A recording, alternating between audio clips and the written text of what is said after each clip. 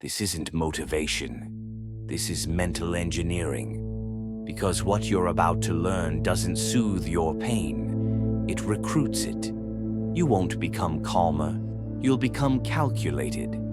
This isn't self-help. It's self-weaponization. And once you step into this mindset, you don't heal from pain. You harvest it.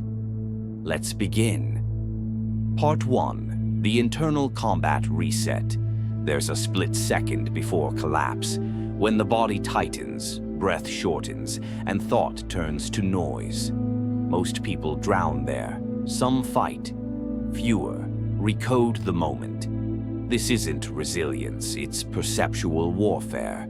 The technique is called the emotional override protocol. It's simple in theory, brutal in practice.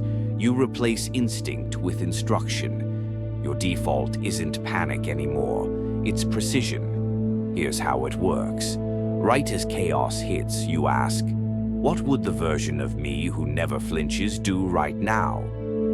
You don't answer with words. You embody it. Posture, breath, mental script.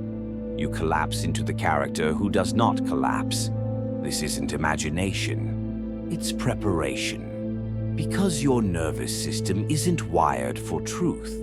It's wired for repetition. So repeat this enough, and pain stops being a threat.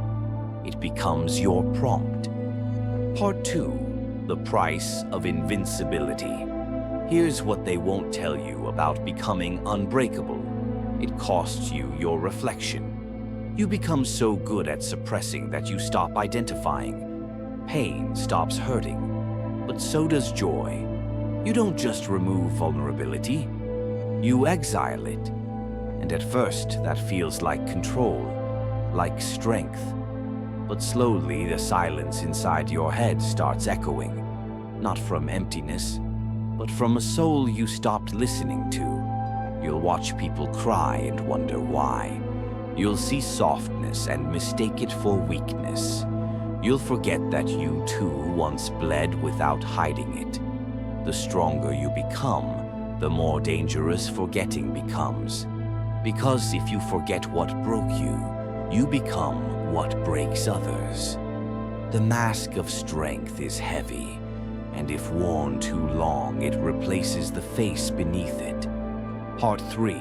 Power without poison. True strength isn't hard, it's sharp. It cuts through illusion, especially the illusion of control. You don't need to dominate others. You need to dominate your need to dominate. Here's the shift. The final form of power is not force, it's freedom. Freedom from reaction, from approval, from the performance of being strong. You stop using silence to intimidate and start using presence to connect. You stop seeing every interaction as a battle and start treating it like a test of your integrity. Not, what can I control here? But, what can I reveal about who I've become? That's the final war.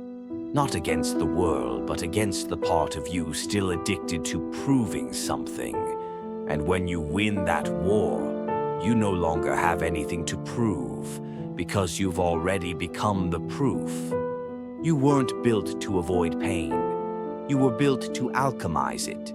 The tools are inside you, buried under years of false beliefs and emotional habits. But now, you're not just aware, you're armed. Train this system, sharpen the protocol, own your pain before it owns you. Because when the war within is won, no storm outside can touch you. Not because you're untouched, but because you're unshaken. If this hits something deep, don't just scroll on. Subscribe to Ember of Reason, turn on notifications, and leave a like if this sparked something in you. We don't do surface level here. Every video is a weapon for the war you didn't know you were in.